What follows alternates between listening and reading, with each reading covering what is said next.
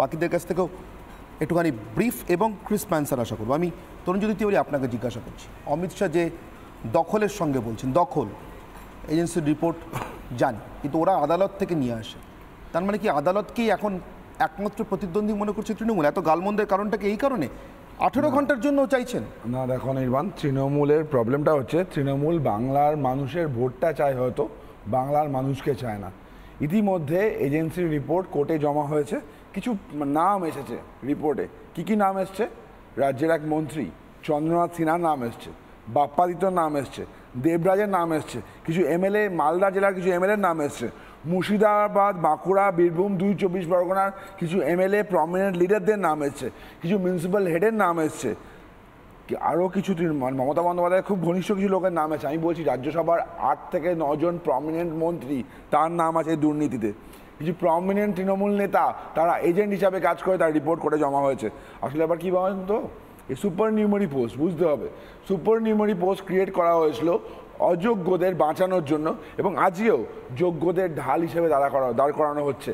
এই সুপ্রিম কোর্টে রাজ্য সরকার যেতই না, যদি না ওই অর্ডারটার মধ্যে, একটা ডিরেকশনের মধ্যে 7 এবং 8 নম্বর পয়েন্টে এটা থাকতো যে সুপার নিউমারি পোস্ট যারা ক্রিয়েট করেছে তাদের বিরুদ্ধে ব্যবস্থা নিতে পারে, ওটার জন্যই যাওয়া। ওটার জন্য কি হলো, সুপার নিউমারি পোস্ট ক্রিয়েট করলো ক্যাবিনেট, মানে এডুকেশন মিনিস্টার, অ্যাপ্রুভ করলো ক্যাবিনেট, ফিনান্স ডিপার্টমেন্ট 330 কোটি টাকা বছরে খরচা হবে ব্যতিক্রমী নিয়োগ, যেগুলোকে বললো চোরগুলোকে বাঁচানোর জন্য, রাজি হয়ে গেল। রাজ্যের তৎকালীন অ্যাডভোকেট জেনারেল বললো না করা যায়, মন্ত্রিসভা পারমিশন দিল। পুরো ব্যাপারটা মানুষ জানে। আমি আবার বলছি, এটা চোরেদের মন্ত্রিসভা, এটা চোরেদের সরকার, এবং অনলি চোরেদের ইন্টারেস্টের কথা ভাবে, সাধারণ মানুষের কথা ভাবে না। এবং শেষ করবো এটা বলে, আমি আবার শুরু করলাম, এই তৃণমূল কংগ্রেস সাধারণ মানুষের ভোটটা চায়, সাধারণ মানুষকে চায় না। কারণ এই দুর্নীতি, এসএসসি দুর্নীতির মমতা বন্দ্যোপাধ্যায় কাঁদছে না 1.5 লক্ষ মানুষ ক্ষতিগ্রস্ত, না 1.5 লক্ষ, এটা 1.5 কোটি মানুষ ক্ষতিগ্রস্ত। 30 লাখ পরীক্ষার্থী ছিল, এক একটা পরিবারে 5 জন করে হলে 1.5 কোটি মানুষ ক্ষতিগ্রস্ত হয়েছে, এবং তার সম্পূর্ণ দায় এই তৃণমূল কংগ্রেসের, মমতা বন্দ্যোপাধ্যায়ের। আমি নির্মলবাবু আপনার কাছে আসি। অমিত শাহ যেটা বলছেন, এজেন্সি তো আদালতের কাছে যায়, ওরা আদালতে গিয়ে যা করার করবে।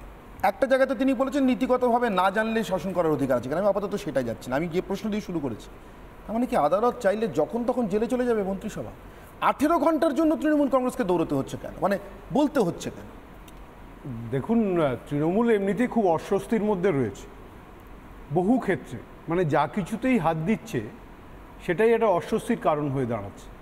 সুতরাং একটা জিনিস হচ্ছে, এখন তৃণমূলের কাছে সবটাই বিষ, যা কিছু তার বিরোধী সব কিছুই সে বিষ বলে মনে করে। যার জন্য এই যে আকুতি মিনতির কথা আপনি বলছেন, এই যে আকুতি যে মিনতির কারণটা কি? কারণ যে কোনো কারণে একটা ভীতি ঢুকে রয়েছে। ভীতি কি ঢুকে রয়েছে?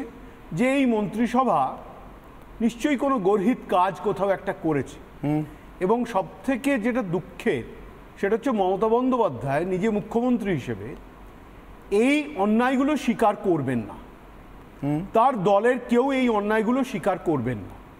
তা এগুলো কি করে স্বীকার করানো যেতে পারে? স্বীকার করানো যায় দুভাবে। প্রথম সেটা হচ্ছে পশ্চিমবঙ্গের মানুষ যদি তাকে ভোটে হারিয়ে দেন, তাহলে উনি হয়তো পরে ওনার সম্বিত ফিরে আসবে, বলবেন না আমাদের ভুল ছিল, আমরা যা বলেছি মানুষ কোনোটাই বিশ্বাস করেন। আর একটা হতে পারে, সেটা হচ্ছে আপনি যেটা বলছেন, আদালত, তদন্ত, এই সমস্ত বিষয়গুলো, যার মাধ্যমে তাদেরকে দোষী প্রমাণ করা যাবে। এটা এখন পরিষ্কার হয়ে গেছে দিনের আলোর মতো যে মমতা বন্দ্যোপাধ্যায় বেশ কিছু গর্হিত কাজ করেছেন, এবং সরকারিভাবে সেটা করেছেন। তিনি তার নিজের মতো করে কিছু যুক্তি খাড়া করেছেন। এই যুক্তিগুলো গ্রাহ্য নয়, সেই যুক্তিগুলো আদালতের সামনে গ্রাহ্য কতটা হবে না হবে কালকে আপনি বুঝতে পারবেন। প্রথম কথা হচ্ছে, হাইকোর্ট অলরেডি তার দেওয়া সমস্ত যুক্তিগুলো আমি সবই তার কাছেই দিচ্ছি, তার কারণ তিনিই তো সব কিছুর মাথা, তাকে মানে এড়িয়ে কেউ কিছু করতে পারে না। যদি উনি এখন বলেন আমি এটা জানি না, আমি ওটা জানি না, এগুলো উনি বলেন, কিন্তু যে কোনো কারণেই হোক উনি এই যে জাঁতা কলের মধ্যে পড়েছেন, এই জাঁতাকল থেকে উনি কিছুতেই বেরোতে পারছেন না, এবং এই জাঁতাকলটা উনি নিজে সৃষ্টি করেছেন, এর জন্য উনি নিজেই দায়ী। সাংবাদিক হিসেবে আমার মনে হয়েছে উনি যতই ওনার এই জেদগুলো ফলাতে থাকবেন, ততই জাঁতাকলের কাঁটাগুলো তার গলায় চেপে বসবে এবং উনি মানুষ থেকে বিচ্ছিন্ন হতে থাকবেন। এর থেকে আর বেশি কি বলা আছে? বেশ, আমার আমার আমার একটা জিনিস মনে হয়েছে, আমার ঠিক বা ভুল মনে হয়েছে, আমি অনির্বাণকে আরেকবার জিজ্ঞাসা করবো। পরিপ্রেক্ষিতে একদম আলাদা ছিল। এসএসসি ভবন অভিযান ছিল, সেই অভিযানে নজিরবিহীন সিকিউরিটি, নিরাপত্তা। সেদিনকার ওই নিরাপত্তার ছবিটার সঙ্গে আজকে আমি নিরাপত্তা চাওয়ার ছবিটার কোথাও একটা মিল খুঁজে পাচ্ছি। হতে পারে অনির্বাণ যেরকম বলছেন, অনির্বাণ এক্ষুনি এবার ন্যারেটিভে চলে যাবেন, অনির্বাণ ন্যারেটিভ নিয়ে থাকতে ভালোবাসেন, বাস্তবে না, না, হতে পারে অনির্বাণকে আমি শুধু একবার সেদিনকে শুভেন্দু অধিকারীকে ওই সিকিউরিটি নিয়ে, শুভেন্দু অধিকারীকে সিকিউরিটি নিয়ে প্রশ্ন করা হয়েছিল। শুভেন্দু যেটা বলেছিলেন আমার মনে হচ্ছে সেটা বোধহয় এই মুহূর্তে রাজ্যের সরকারের যাবতীয় অ্যাকশনকে, যা তারা করছেন আদালতে আদালতের বাইরে, সেটাকে ব্যাখ্যা করবার জন্য পারফেক্ট। আমি একবার শুনিনি শুভেন্দু অধিকারী কি বলেছিলেন।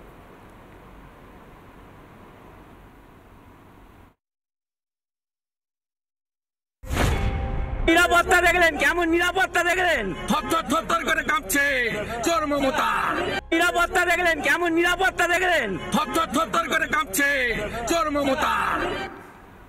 অনির্বাণ কোথাও একটা মনে হচ্ছে আমার থরথর করে কাঁপছে। 18 ঘন্টা একটা মন্ত্রিসভার জন্য। আচ্ছা অনির্বাণ আমাকে একটা ব্যাখ্যা দিন। আপনি তো আপনি আবার ইতিহাস ভূগোল পড়াতে একটা স্ট্রেট অ্যান্সার দিন। অনির্বাণ অনেকে কিন্তু লিখছেন অনলাইনে যে অনির্বাণ ব্যানার্জিকে প্রশ্ন করলে সোজা উত্তর দেয় না কেন, লিখছেন। যা দেখালেন তাই বলছেন, এটা সুস্থ মানুষের প্রতিক্রিয়া। দেখুন রাজনীতিতে হাজারো বিরোধ থাকে, সব থাকে, এরকম ক্যারিকেচার আচ্ছা এটা সুস্থ সরকারের প্রতিক্রিয়া। 25,000 ছেলে মেয়ে চাকরি চলে গেছে, একটা সরকার মুকুল রথকে দিয়ে বলাচ্ছে সমানে প্রোটেকশনটা আছে তো, প্রোটেকশনটা আছে তো। আরে 18 ঘন্টা বাকি ভাই, কালকে সকাল 10:30টায় শুনানি, তখনই তো ফয়সালা হয়ে যাবে। কি করেছে ক্যাবিনেট, কি করেছে যে 18 ঘন্টার জন্য প্রোটেকশন লাগে? ক্যাবিনেট যাই করে থাক, একটু আগে যার প্রতিক্রিয়া দেখালেন, বলুন না, বলছি তো একটু আগে যার মনীষজন কি বলে এসেছিলেন, যে প্রিয়াঙ্কা বলছিল মনীষজন কি বলে এসেছিলেন, বুঝতে পেরেছি। মশলা ঢালতে হচ্ছে এখন জমানোর জন্য, আসলে গঙ্গারামের কাঁটা তো। একটু আগে যার প্রতিক্রিয়া দেখালেন এবং একটু আগে তরুণবাবু মন্ত্রিসভা চোর ইত্যাদি বলছিলেন, এই ভদ্রলোককে কদিন আগে তরুণবাবুরা চোর বলতেন, আজকে ওনাদের সবচেয়ে বড় নেতাদের একজন বলেনি ভাই। এবারে রাজনৈতিক নৈতিকতা ইত্যাদির কথা আমি আবার ফিরে যাই, যেটা অমিত শাহ মহাশয় বলছিলেন যে সরকার চালাবার নৈতিকতার প্রশ্নে দুর্নীতির দাগ থাকলে নাকি চালানো যায় না ইত্যাদি।